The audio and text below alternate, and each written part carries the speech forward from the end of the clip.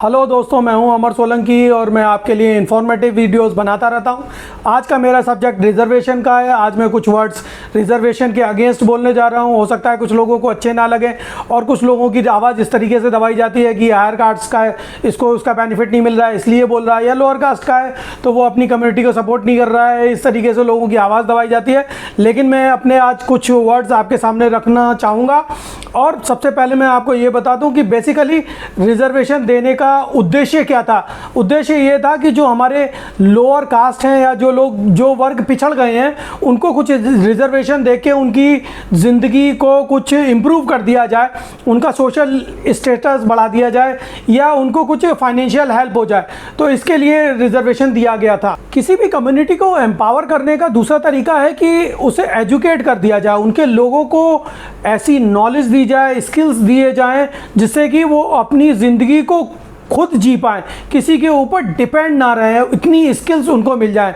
और उनको हम दूसरे तरीके से फाइनेंशियल सपोर्ट कर सकते हैं कि उनके बच्चों को स्टेज वाइज उन्हें कुछ इंसेंटिव दे दिए जाएं, फाइनेंशियल सपोर्ट दे दी जाए, जिससे कि वो अपने आगे की एजुकेशन को पूरा कर पाएँ, अच्छी स्किल्स ले पाएँ। एक बार वो स्किल हो गए तो फिर वो अपने लिए ज़िंदगी जीने के अच्छे रास्ते ढूंढ लेते हैं। और हम लोग क्या कर रहे हैं, रिजर्वेशन के थ्रू सिर्फ सरकारी नौकरियों में उनको रिजर्वेशन दे रहे हैं। अगर हम उनको स्किल देंगे, नॉलेज देंगे तो वो प्राइवेट नौकरी में भी उतना ही अच्छा परफॉर्म कर पाएंगे और अपनी कम्युनिटी को, अपने आप को आगे बढ़ा पाएंगे। रिजर्वेशन का बेनिफिट कुछ लोगों को होता है, सारे लोगों को नहीं होता। तो एक कास्ट के अंदर कुछ लोग तो एम्पावर हो जाते हैं और बहुत सारे लोग ऐसे ही रह जाते हैं जो जैसे पहले थे।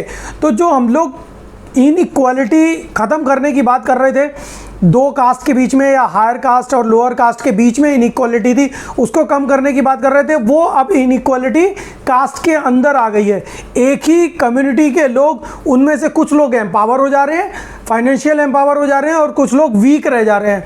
लेकिन अगर हम एजुकेशन के थ्रू उनको एम्पावर करने की कोशिश करते तो शायद सारे लोग एम्पावर हो पाते। तो हम लोग रिजर्वेशन में करते क्या है, रिजर्वेशन में हम करते हैं जो उन लोगों का सिलेक्शन करते हैं बेसिकली जिनमें कैपेसिटी नहीं है, नॉलेज नहीं है, उनके पास लॉजिकल माइंड नहीं है या प्लानिंग करने का उनमें कैपेबिलिटीज़ नहीं है, डिसीजन लेने की कैपेबिलिटीज़ नहीं है। या इन सारे वर्ड्स को समराइज़ करके अगर मैं कहूँ एक वर्ड में, तो हम लोग क्वालिटी के साथ कंप्रोमाइज़ करते हैं। सिंपल। रिजर्वेशन किसी भी राष्ट्र के लिए किस तरीके से नुकसानदेह हो सकता है। होता क्या है कि कोई भी पोस्ट हो सरकारी महकमे में या सरकारी डिपार्टमेंट के अंदर, उस पोस्ट के लिए कुछ कैपेबिलिटीज़ की ज़रूरत होती है, कुछ नॉलेज की ज़रूरत पड़ती है, कुछ स्पेसिफिक डिसीज़न लेने की ज़रूरत पड़ती है। उसके लिए आपके पास लॉजिकल माइंड होना चाहिए, प्लानिंग माइंड होना चाहिए, उन सब चीज़ों की ज़रूरत पड़ती है। अगर हमने उस पोजीशन पे कोई ऐसा बंदा बैठा दिया जो ये सारे काम नहीं कर पा रहा है, तो उसका क्या होगा कि उसका इम्पैक्ट सारी सोसाइटी या पूरे नेशन के ऊपर पड़ता है।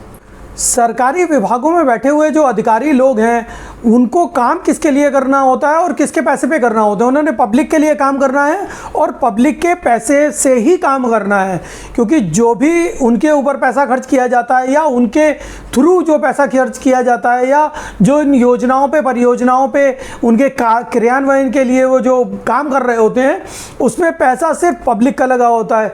पब्लिक का पैसा मतलब उनके टैक्स का पैसा, और टैक्स सिर्फ एंड यूज़र देता है, जो चीज़ों को यूज़ करता है या जो सर्विसों को अवेल करता है, वो लास्ट में उसी को सारा टैक्स देना पड़ता है।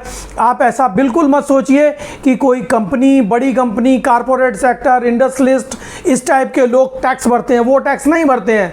वो क्या करते हैं, जो प्रोडक्ट हमको बेचते हैं या हमको अपनी जो सर्विसेज देते हैं उनके ऊपर टैक्स लगाते हैं और उस टैक्स को गवर्नमेंट को जमा करते हैं।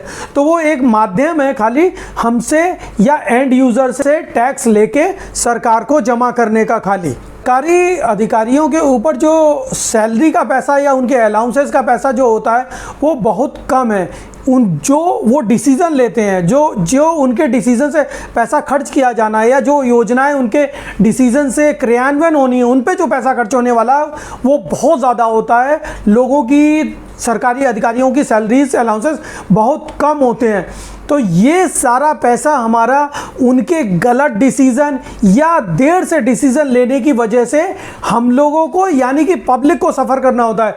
पब्लिक मतलब कि उसमें सारे लोग हैं, उसमें ऐसा नहीं है कि सिर्फ हायर कास्ट वाले हैं या लोअर कास्ट वाले हैं। सारे लोगों को उनके गलत डिसीज़न या देर से डिसीज़न के खामियाजे भुगतने होते हैं। आपने देखा भी होगा कि हम लोग ने बहुत सारी फैक्ट्रियां सेट करी थी। जब देश आज़ाद हुआ तो इकनॉमी बहुत छोटी थी, उसके बाद भी बहुत सारी सरकारी फैक्ट्रियां बनी, बहुत सारे विभाग बने।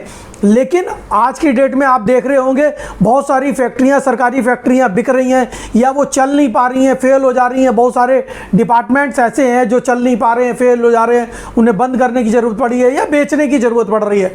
उनमें पैसा किसका लगा था? पैसा हम जैसों का ही लगा हुआ था, टैक्स का पैसा लगा हुआ था, और वो पब्लिक के लिए काम कर रहे थे। और पब्लिक में सारे लोग शामिल हैं, उसमें कोई भी अलग अलग कैटेगरी नहीं बनी हुई है। उन जो लोग चुन के वहाँ पहुँच रहे हैं उनको सबके लिए काम करना है। आप लोगों ने कभी सोचा है कि आर्म फोर्सेस में रिजर्वेशन क्यों नहीं रखा गया है? क्योंकि वहाँ पे हम लोग किसी भी क्वालिटी से कंप्रोमाइज़ नहीं कर सकते। हम ये भी नहीं कर सकते कि हमको गलत डिसीज़न की वजह से कुछ भुगतना पड़े या डिसीज़न लेने में देरी हो। इसलिए वहाँ पे हमें ऐसे लोग चाहिए जो सही डिसीज़न लें, टाइम पे डिसीजन ले। वहाँ हम कोई भी कंप्रोमाइज़ नहीं कर सकते क्योंकि वो हमारी राष्ट्र की सुरक्षा से रिलेटेड मैटर है।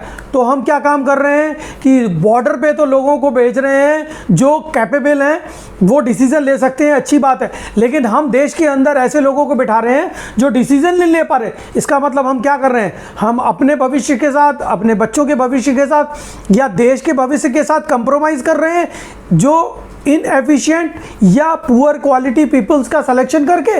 ये मेरे व्यूज़ हैं।